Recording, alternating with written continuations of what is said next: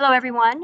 This is Karen Janney, Superintendent of the Sweetwater Union High School District. Welcome, everyone, to our first virtual town hall meeting to share our 2020-2021 school year draft opening plan. Please know that this is a draft plan, so it means it's not done. One purpose today is to share the work plans developed to date by over 100 staff, and those staff included teachers, counselors, classified, and administrators. Those 100 people included family members and student members.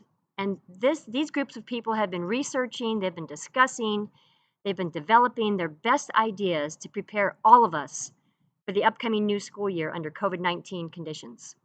Right up front, we would like to give kudos and share our appreciation to all of the various committee members who contributed to what you will see and hear today. They've done a lot of work and a lot of thinking has gone into these considerations, so thank you very much to all the committee members. The second purpose today is to get your input, your thoughts, and your ideas about what we share, knowing what you hear is as of today. This plan is not final, and we want and invite your input and perspective as we move to finalizing this plan. So your input really does matter to us. It's important to start with our mission. And the mission of the Sweetwater Union High School District is that we're located in the heart of an international border community. And Sweetwater ensures a safe, inclusive, collaborative culture that empowers each student to actively engage in a meaningful educational experience to pursue personal and academic success. First, I want to highlight that the key word here is safe, or ensuring a safe environment. Secondly, it's about a collaborative culture, that we're doing this together. And then ultimately, it's about empowering each student for personal and academic success. Here you'll see our governance team, our 5 board members, and myself. We want to thank the board for their ongoing support during a most unprecedented and challenging time. Thank you very much. And then our shared common and purpose, our goal for this work. When the work groups and subcommittees met starting in early to mid-May, here was the shared common purpose and goal. And that is, or that was, still is, to open the 2020-2021 school year on August 3rd with detailed plans to address a variety of educational and operational options. So how did we determine that August 3rd date? Our original date, as you know, was scheduled for July 20th. We had been meeting with all of the South County superintendents. Those districts include Chula Vista Elementary School District, National School District, South Bay Union School District, San Ysidro School District, and Sweetwater. We met, all the superintendents, the teacher, counselor, and classified union presidents met on May 18th to discuss the pros and cons of starting July 20th. After the unions, the teacher unions surveyed their members, at that point in time, at that meeting, we agreed to stay as close as possible to the August 10th start date. And in collaboration, after hearing that August 10th start date that all districts were going to shoot for, in collaboration with our union leaders, we decided on August 3rd, and we did that in order to finish first semester by the winter break, in preparation for college applications and AP classes and things like that. So that's how we came up with the August 3rd date. This slide shows the most important context about our district as we develop these plans. As you have heard recently, the zip codes with the highest COVID-19 cases per population reside in our district. 92173, 92154, 92050, 91911, 91910, 91932. Those are the communities of San Ysidro, South San Diego, National City, South and North Chula Vista, and Imperial Beach. This graph shows the number of positive cases in those zip codes per 10,000 residents. That means that in San Ysidro, 1 in 65 residents have tested positive for COVID-19. In South San Diego, 1 in 100 1 residents. In National City, 1 in 119 residents. In North and South Chula Vista, the average is at 1 to 150 residents. And in IB, 1 to 200 residents. As compared to some of the other areas in our county, like Scripps Ranch, where the average is 1 to 1,498 COVID cases of residents. These are very serious data that we pay attention to, we've been paying attention to, and will continue to pay attention to as we develop our options to open 2020-2021 school year. These are our guiding principles that the teams followed as they brainstormed ideas. We know that educating students is our primary reason that we exist, but as we plan and navigate our way through COVID-19, health and safety is our #1 priority. Flexibility is next, since the guidelines are changing and evolving almost daily. LCAP goals are the roadmap, and finally, seeing this as an opportunity to reinvent ourselves.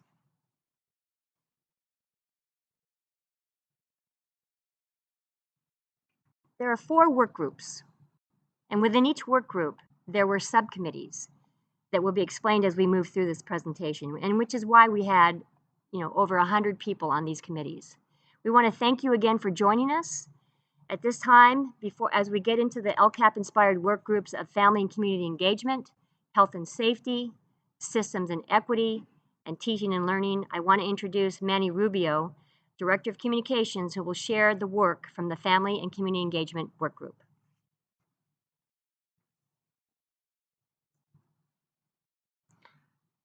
Thank you, Dr. Janney. So first and foremost, we obviously want to thank everybody for being here tonight. And so we are streaming live on YouTube, and there's a forum also for questions that we've provided out there. So if you want to find that forum, it's on all of our social media. It's also on our district website where you can access that.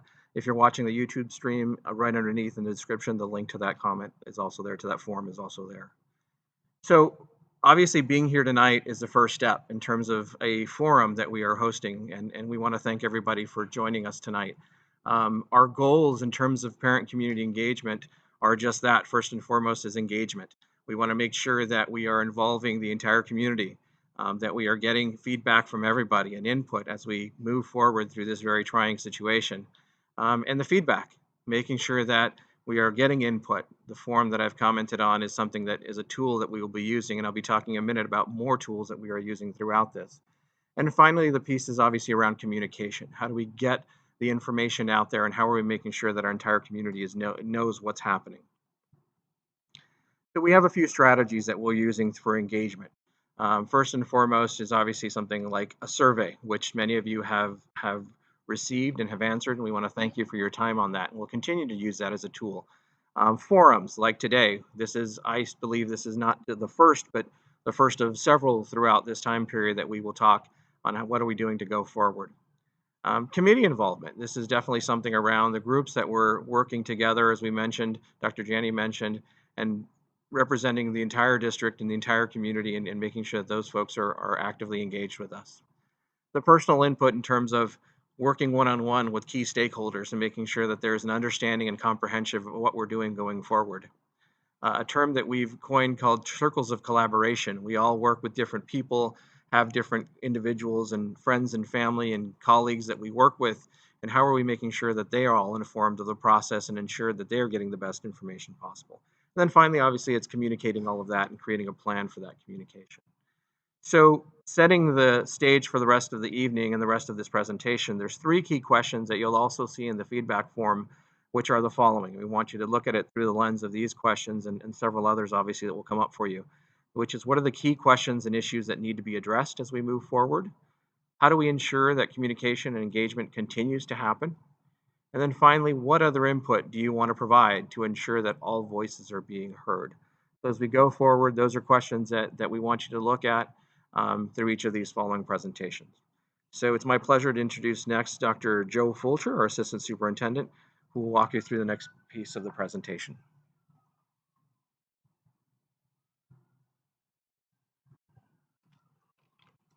Right, thanks, Mr. Rubio.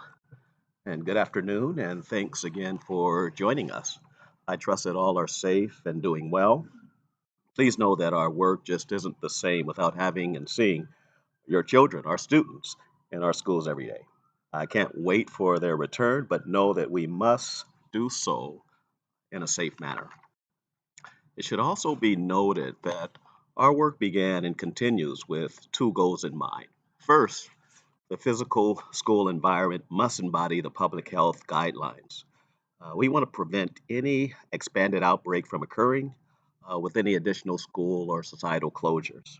Secondly, we need to make sure that our plan produces enough confidence that families, students, staff feel ready for face-to-face instruction or any other noted instructional variable. We focused on the following essential components and will briefly address each over the next few minutes. Keep in mind, however, this will be a very high level summary and overview, a perspective, if you will, from 37,000 foot level.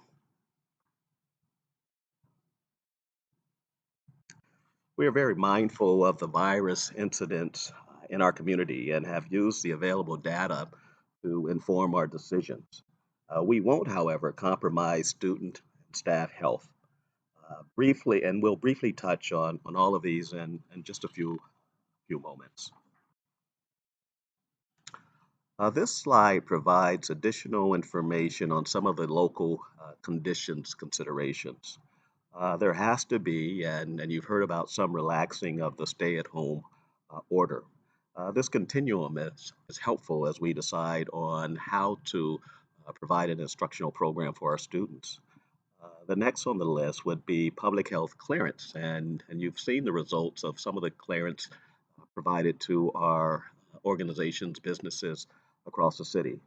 We want to make sure that we can safely welcome our students back. So, with that in mind, we also need to make sure that we have the equipment needed to support our students.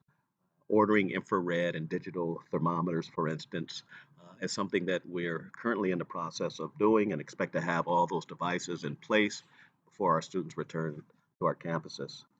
The same thing holds true for any cleaning supplies that are needed. Those are and have been ordered, and we plan to have all the sanitation material and equipment in place for our students and staff use as we welcome our students back to school.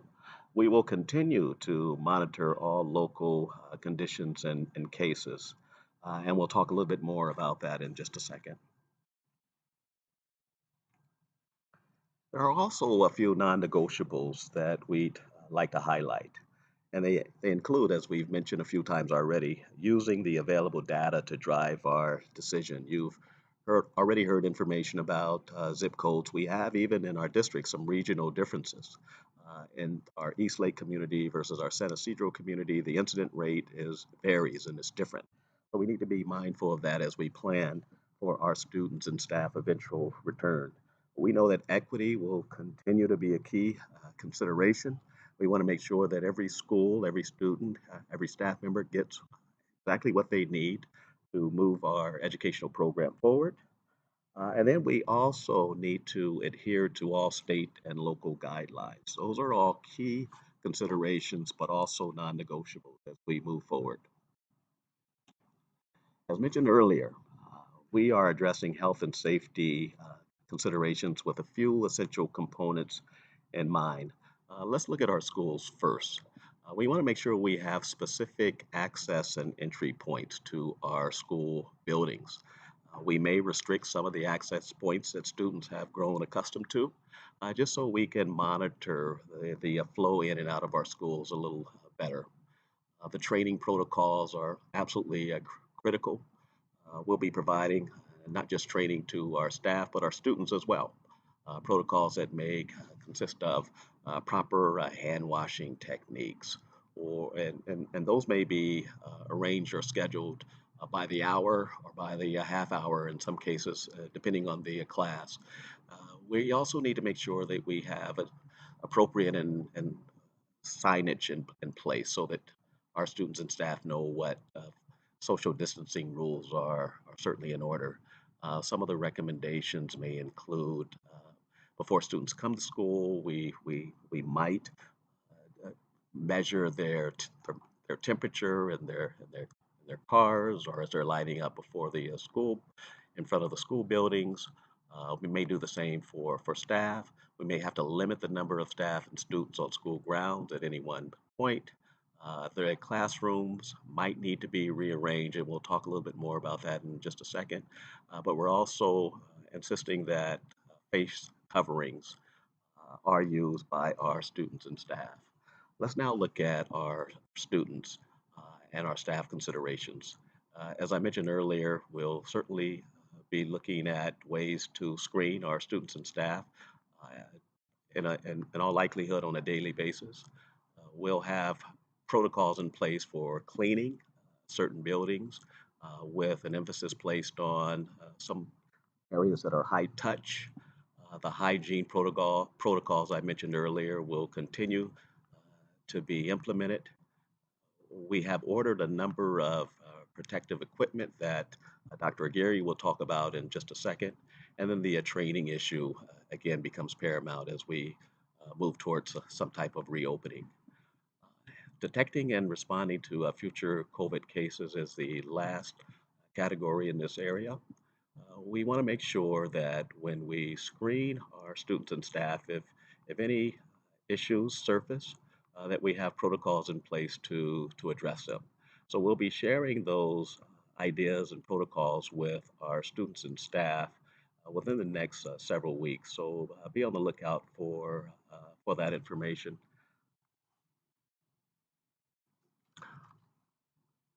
We want you all to know that we have a couple of departments in our district that are also monitoring the classroom social distancing. Two of our departments in our planning and construction and maintenance offices have classroom dimensions for every school and every site in our district. And this slide just depicts a couple of ways in which we can arrange our classrooms with the social distancing issue addressed.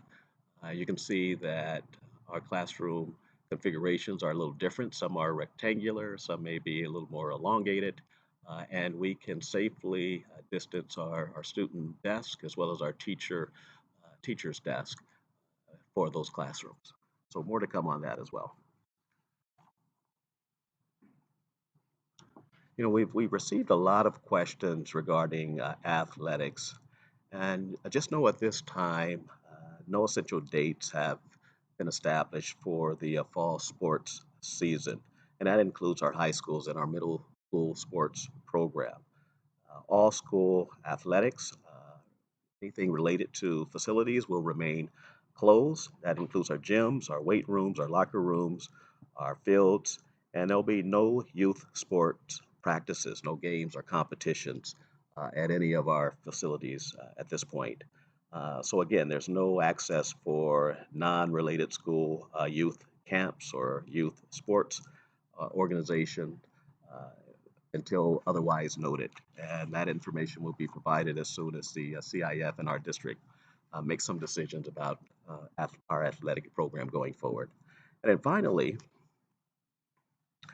we need to make sure that all plans and protocols are shared with our families, including our students and staff. So we will be providing information as soon as we produce and generate it.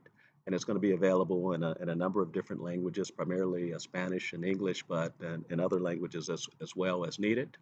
But we want to make sure that all are aware of the development and implementation of any plans related to health and safety of our students and staff, and that any other COVID-related protocols are addressed and shared with our community and school stakeholders as well. So with that, I'd like to wrap up and introduce Dr. Moises Aguirre, who will come and speak to you on systems, operations, and equity.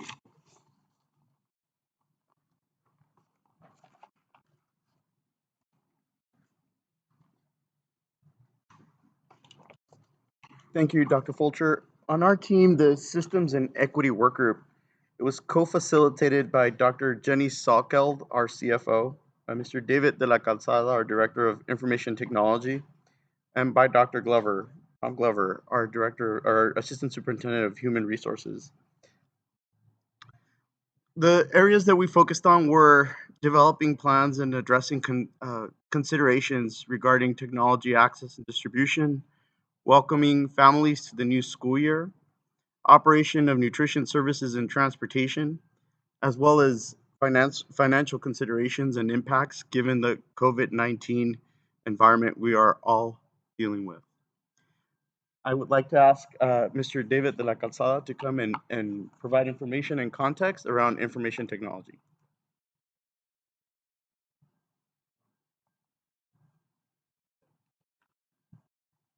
Thank you, Dr. Aguirre. Good afternoon. In the area of information technology, all computer devices and accessories will be sanitized and packaged appropriately in plastic bags. These packaged devices will then be presented to students and families that need computers for distance learning. iPad devices will be distributed starting with incoming 7th grade middle school students. We will also distribute Lenovo Chromebooks or Lenovo Windows 10 devices to our incoming 9th grade high school students. We will use a drive-through process for distributing computers to our students and families. For those students and families in most need or have special circumstances that require internet at home, we will provide this connectivity through several options. We will utilize Cox Communications Connect to Compete program for internet services. We have also acquired T-Mobile and Sprint hotspots for internet access. We will also provide enhanced connectivity at select school site parking lots for internet. These technology devices and services will be provided to students in late July before our school opening on August 3rd. Dr. Aguirre?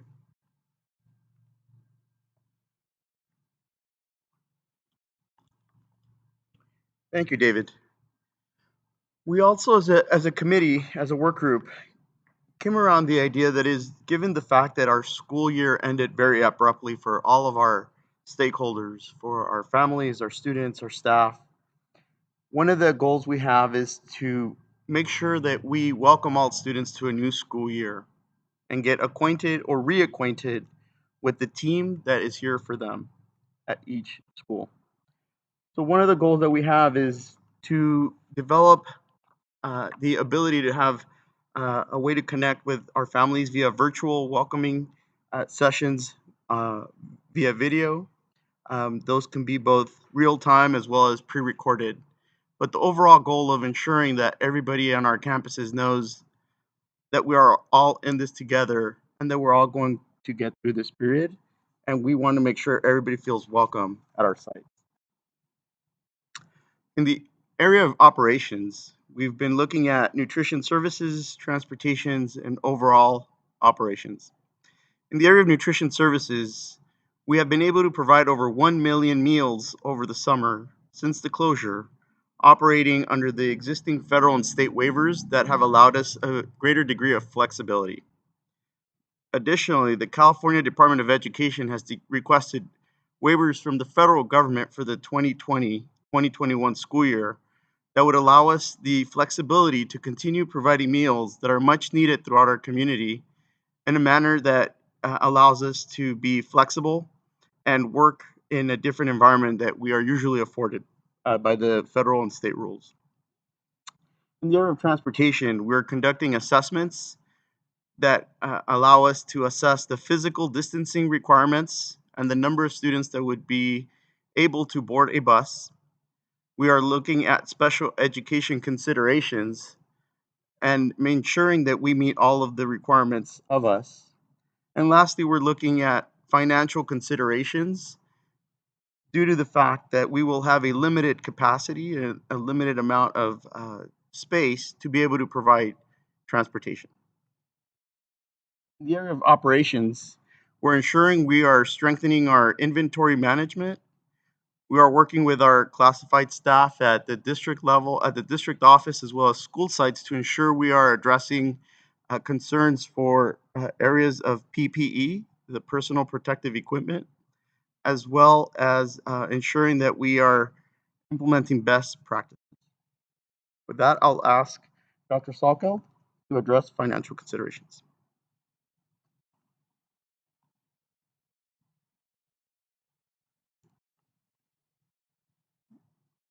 Thank you, Dr. Aguirre. Good evening, everyone. So on this particular slide, we're highlighting the federal and also note some state resources that are helping schools and the related operations during this time frame. So as you can see, under the Federal Coronavirus Aid Relief and Economic Securities Act, known as CARES, the state or the federal government has provided an allocation of $8.2 million. And that allocation was recently finalized a few weeks ago. And so those funds can be spent on areas of online learning, cleaning supplies, and equipment. The district does have until September 30th of 2022 to spend those dollars over this time frame. Another funding source that has recently been presented by the governor in the May revision of the budget for 2021, and then also in an effort to address the learning loss mitigation here in the state. In the governor's budget, he has made a commitment to some funding to school districts. However, we're still awaiting a final budget, and so that final amount will be provided by the California Department of Education, hopefully here in the upcoming weeks upon the budget approval. Those dollars, however, must be spent by December 30th of 2020. Another area under the CARES Act that provides school districts some additional revenue and some additional resources, I should say, relate to the Title I funding. Those are resources that typically are addressed for specific purposes, but the Department of Education at the federal level has provided flexibility for any dollars that remain at the fiscal year end, so as of June 30th, that can be spent on areas of technology to help with distance learning. And so those dollars that in essence are considered carryover into the next fiscal year, the districts will have 18 months under this waiver that's been granted to spend those resources. Another item that has been provided by the state recently in March to help also address distance learning and also sanitation was an allocation under Senate Bill 117 for about $644,000 that was distributed in March and was utilized primarily in April when the board took action to purchase about $1.5 million for student devices. So that $644,000 was applied towards that purchase. So I'd like to transition the next slide to Dr. Anamaria Alvarez.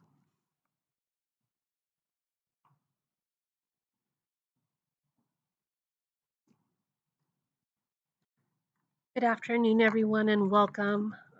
We hope that you are healthy and safe at home. This afternoon, we'll be reviewing all the elements of teaching and learning that we developed in the last couple of months. So the teaching and learning team had 5 separate committees. These committees were aligned to support students and staff for the reopening of school. Although many topics were covered during our subcommittee meetings, the 4 most relevant areas included how do we support our diverse learners, which type of scheduling options would best fit a transition in and out of distance learning if needed, how would we address the concerns from students and parents and staff regarding multiple platforms used as learning management systems and/or grading programs, and the development of a virtual school in the Sweetwater High School District.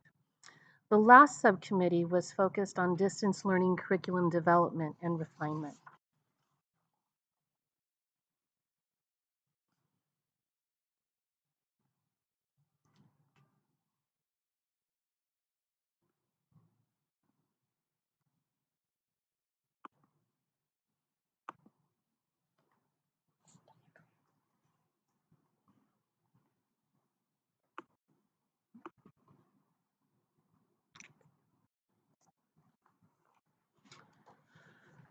So the subcommittee that worked with all stakeholders to discuss diverse learners, identified the diverse learners as students needing additional supports. These included students with disabilities, English learners, students needing additional economic resources, students in the foster care or homeless situation, and any other student having difficulty during this time. 5 major approaches were developed from this committee. The first was to ensure that we had methods and mechanisms to connect students to resources through personal outreach. We believe that having relationships with our students is critical to their learning. This really focused on ensuring that each child, each student had at least one person to connect with throughout the distance learning process. The committee also believed that communication with students and families through different modalities was crucial. Understanding that some of our families did not have connectivity or devices led to the development of phone trees and potential home visits as other means of communication. This also included, in particular with input from our student groups, that social media and other forms of outreach should be implemented by the district. As we open up this new school year, it is crucial that we welcome families and students to the new school environment and provide an overview and access to available services. This is even going to be more essential for the incoming 7th graders, our 9th graders, and those new to the district. We have developed plans to ensure that these outreach and services are made known to all of our community members. It's crucial that we welcome families and students and that they know what these support services are. As we navigate through the pandemic and the ever-changing landscape, an approach is needed to ensure the safety of our students, families, and staff. We also looked at how do we prioritize the students that may need on-campus instruction and support in smaller group settings. This last approach we felt was crucial for our diverse learning was also to make sure that we had connections to our community agencies for additional services and wraparound services. So as we discovered, in particular in the spring, the committee for student scheduling options looked at what we had done in the spring and what's currently going on in our summer school programs to maximize productivity and minimize stress, both for teachers and students. At this time, we're considering 2 different scheduling options for students. One would be a 6-period class schedule, very similar to what is in a traditional school year, be 6 classes every 18 weeks, 2 semesters. We are looking at providing those that they would be alternating A and B days, similar to what we did in the spring, so that students would only have 3 courses they would have to attend in distance learning at one time, one day. The next day, they would take the other 3 courses. The additional alternative schedule that we're looking is offering a quarter system program, very similar to the one that Options currently uses and some of our other high schools in the county have used. On this quarter system, students would take 3 classes every 9 weeks. With both of these options, we want your input. We want your feedback. We want the feedback from the students and the parents, and also from our teachers and staff to ensure that we offer a system that it meets the needs of both teachers and students, but in particular meets our students' academic needs. We know that some of the courses and some of the scheduling options may have some pros and cons. For example, we know that the 3 classes per quarter could offer some obstacles for our English language learners, potentially some of our students with disabilities, and some of our advanced placement classes. But we also know that they also have some benefit in minimizing the number of courses that students have to concentrate on at one given time. So your feedback is crucial in this area.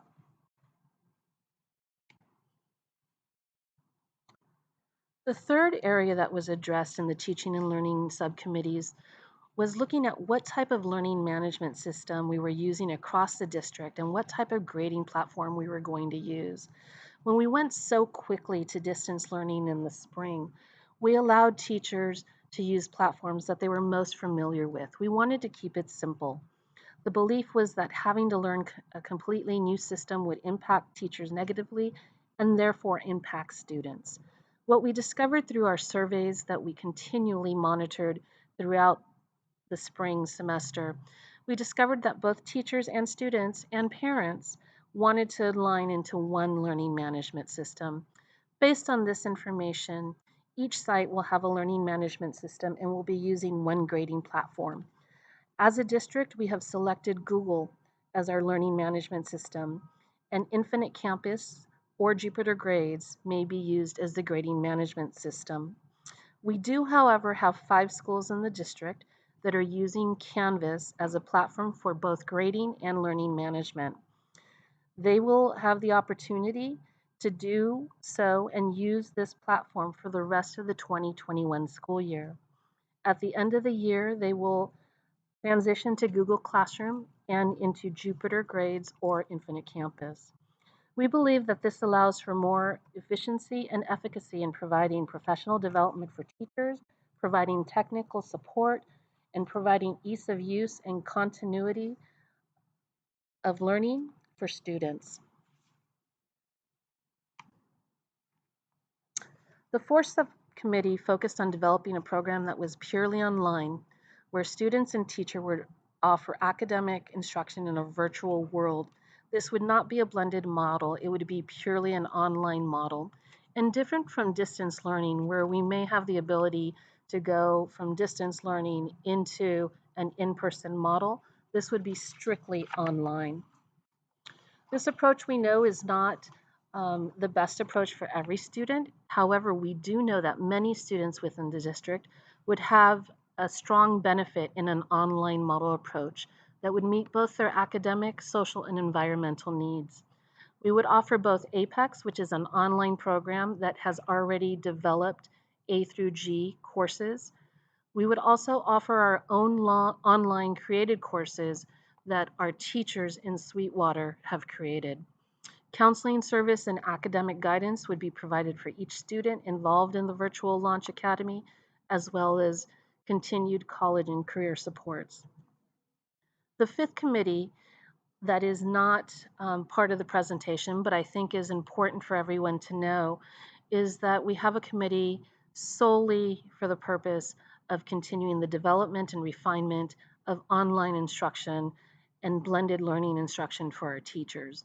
A team of teachers on special assignment and content specialists will be refining our instructional guides, aligning content standards, and creating online courses. All of these committees in teaching and learning are focused on one thing. That's to ensure that your students, our students, are prepared for college and career, and that our teachers have all the resources needed to have high quality instruction in the classroom. With that, I'm going to have Dr. Gianni come up and she will close out the session.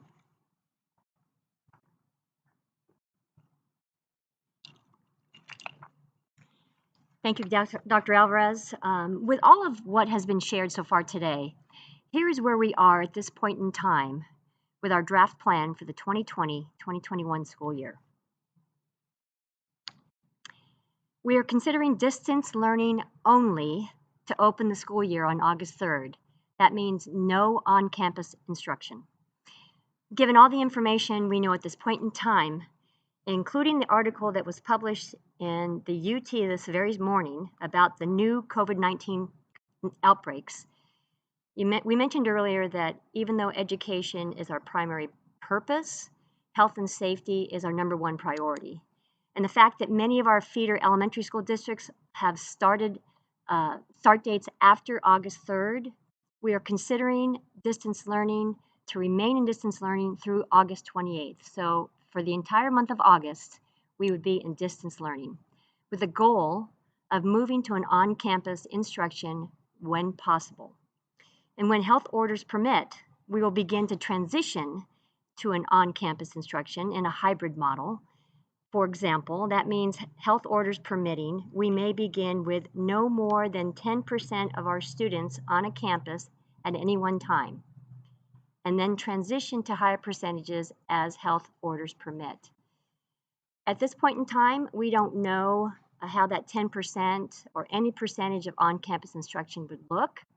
What we believe is that we would, as we get closer to the start of school, we'd begin those conversations around, is it 10% of the total population 1 day a week, or certain populations that would come on certain days? Those are still discussions that are being had, and those will be ongoing discussions as we continue our plan. Finally, we will offer a fully virtual school, like mentioned, the Launch Academy, to families who choose that option. So fully online distance learning, starting August 3rd through August 28th, transition to on-campus instruction when health orders permit, and a fully virtual school option. So where are we with our next steps? Remember, the first purpose of today was to share a draft plan with the community. And the second purpose is to ask for your feedback. So if you RSVP'd, and we had over 1,700 people respond and RSVP'd, you were sent a Google survey with questions. We hope you will respond. And based upon all of that feedback, and in combination with the latest health and safety guidance, we'll make adjustments and revise the plan by early July. Even if you didn't respond through an RSVP, you can still respond to the survey that's on the front page of our website. So if you did not respond and you're listening to the live stream and you want to respond to some of the survey questions, please sign on to the district website on the front page and you'll see the survey right there. So that's where we are right now, the draft and revising the plans based upon stakeholder input and guidelines. And then during the month of July, we'll revise and update plans based upon the latest health and safety guidance. And then during the month of July, we'll also deliver and provide training to staff and use a variety of ways to welcome students and families prior to the opening of school on August 3rd. And then even after the opening on August 3rd, we will continue to monitor progress, perhaps even through continued virtual forums, town hall forums, to monitor progress and either scale up or scale down as needed, based again on health and safety guidance.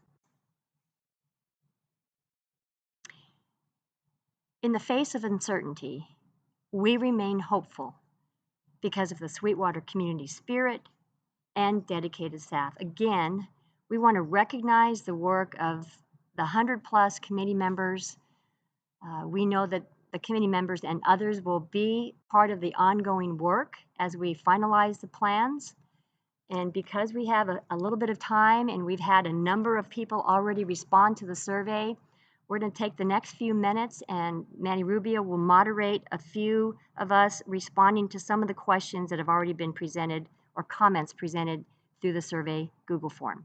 Manny?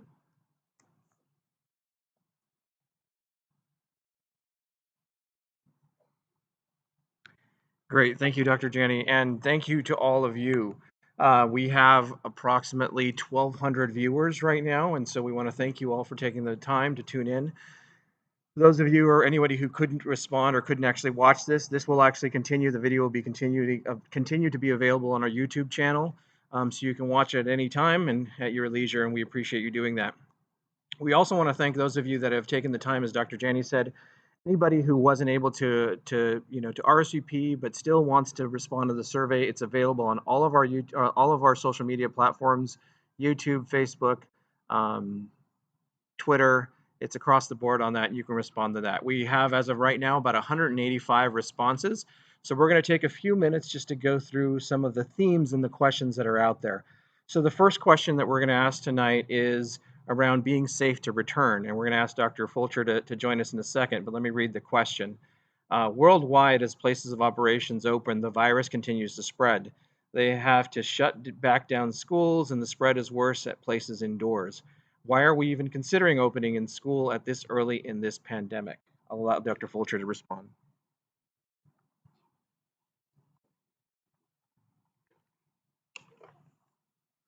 Right, thanks, Manny. As was stated in the presentation, we are opening on August 3rd in a distance learning model. This will be for the first 4 weeks through August 28th. Just know that we will not transition to in-person instruction until all health and safety requirements are in place and the local health indicators provide positive outlooks. As we've said often, the safety of our students and staff remains paramount.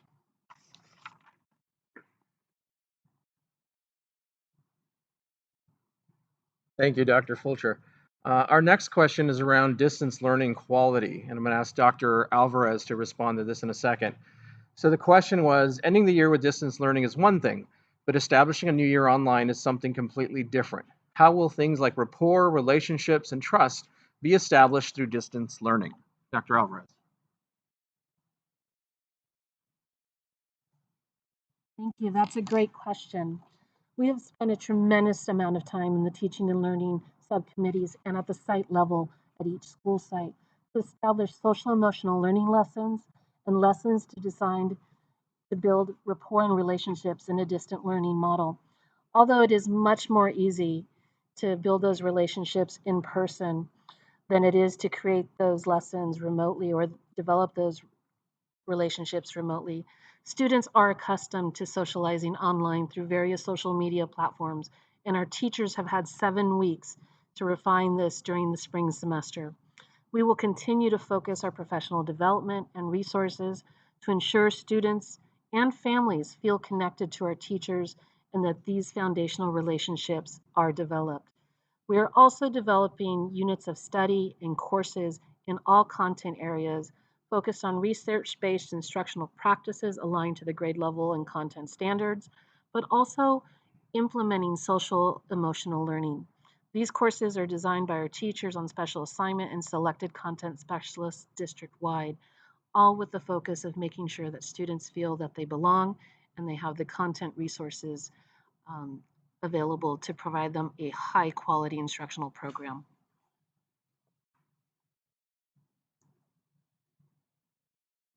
Thank you, Dr. Alvarez. The next question is around supplies and PPE. I'm going to ask Dr. Moises Aguirre to respond to this. Will you provide supplies necessary to ensure that a clean and safe environment is available for all? Dr. Aguirre. Thank you for that question. At this point, our district has procured 100,000 surgical face masks and is currently in the process of securing additional face masks in similar quantities.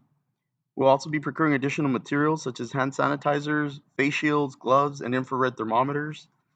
And in addition, the state of California is also providing a support of PPE for school districts throughout the state and throughout this county. Further, we're also looking at development and training of COVID-19 cleaning protocols that differentiate between cleaning practices and sanitizing practices to ensure that across all of our campuses, we're implementing best management practices to ensure all of our staff, students, and any other stakeholder that engages with our schools remains in a safe environment.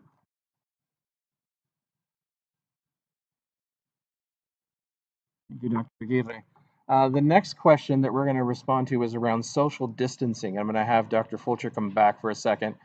And I'm just going to read the response directly. This has been several questions around this, but directly from the question that as it was asked. They're concerned about the students being together in a classroom and breathing the same air. Even being 6 feet apart can still put them susceptible to coronavirus. It's too soon to send them back to school. 6 feet apart will not always be possible. Air is shared in closed spaces, sneezing, coughing, and talking. They're scared that if one kid gets it, will it spread like wildfire at school and home? We hope that our concerns are addressed. Dr. Fulcher, can you please address that?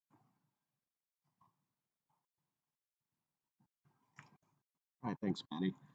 We continue to review all instructional options that might include large spaces, gymnasiums, outdoor instructional settings, etc. And again, our main consideration remains the health and safety of our students. We will monitor all state and local advisories and guidelines, as well as the direct guidance we receive from the San Diego County Office of Public Health.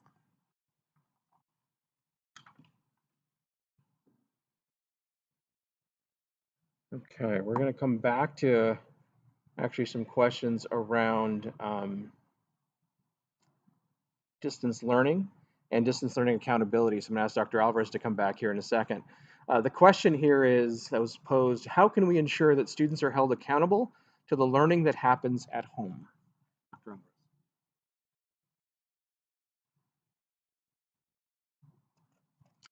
I'm actually going to join this question with another question, which talked about holding students harmless during the spring semester. So during the spring, because of the rapid transition from in-person instruction to distance learning, the California Department of Education guidance required schools to hold students harmless. This meant that students were not impacted negatively because of the school closures. The district and the Sweetwater Education Association, our teachers union, agreed to a model of grade improvement for students during the spring semester. This would support students who, through no fault of their own, could not access instruction or were facing unprecedented trauma. As we open up the new school, we are transitioned to a system of accountability.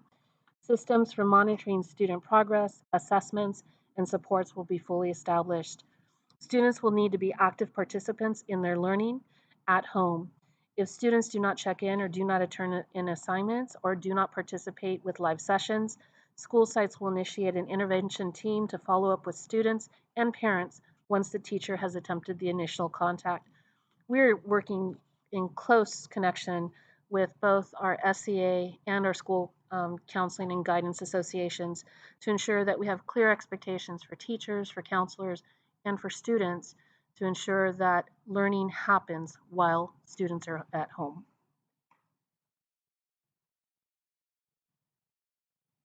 Thank you, Dr. Alvarez. The next question, we're going to back to Dr. Aguirre, which is the question, the statement that was put forth in the forum was, full-time face-to-face should be available to those that want it.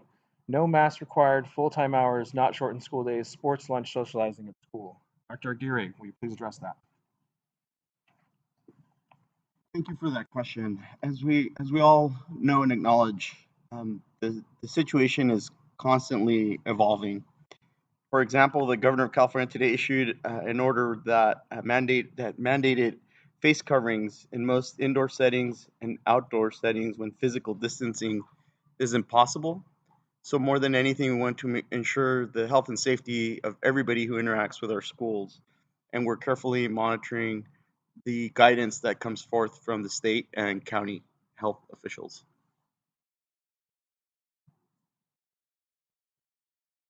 Our next question that we have is around student devices.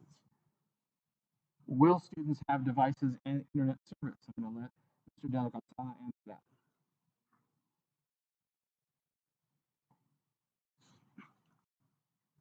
Thank you for the question. We are making a concerted effort to acquire needed student devices. However, we are dependent upon the supply chain and component device availability in acquiring needed devices. Regarding connectivity, internet access at home, we will continue to build upon the options being provided to students and families regarding internet services.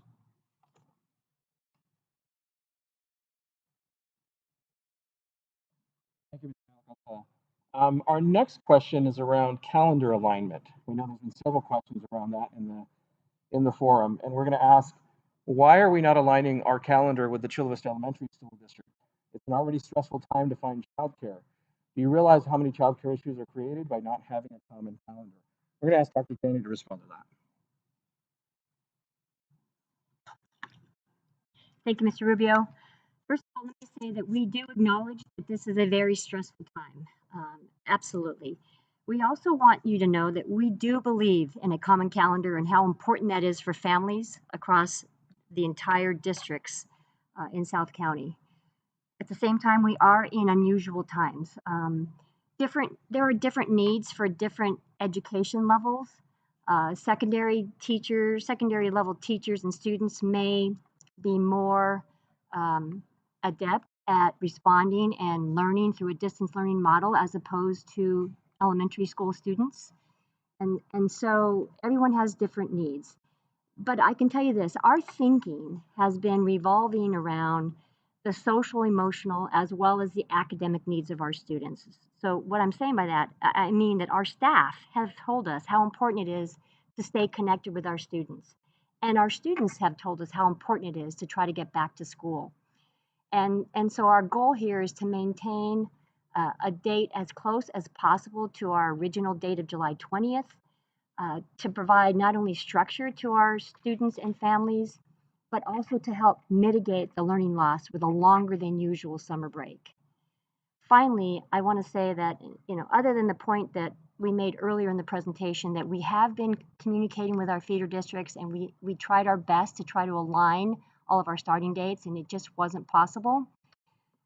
And so with that, I want you to understand that we understand childcare concerns, including families and staff who may work in one district but have students in another, is another important reason why our draft plan is to start fully with distance learning on August 3rd and continue through the month of August, through August 28th, until all of the feeder districts are in session. And then at that point, consider, with health permits and health orders, health permitting, that we transition to on-campus instruction when possible. We want to thank everyone again for joining us today. We want to remind you to please remember to respond to your survey, because your opinion does matter to us. And in closing, we want to say to please stay safe, stay healthy, wear facial coverings, and please take care of each other. Bye-bye.